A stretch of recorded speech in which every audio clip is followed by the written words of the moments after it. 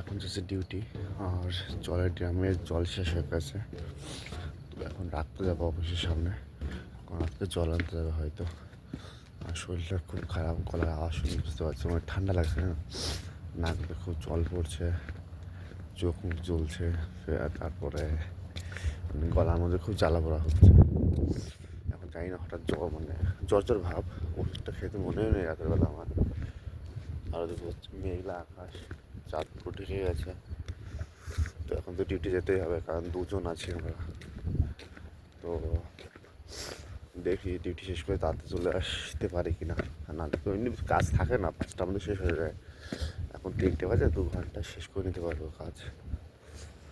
তো সবাই ভালো থেকো, ভালো লাগলে অবশ্যই লাইক কমেন্ট শেয়ার করো।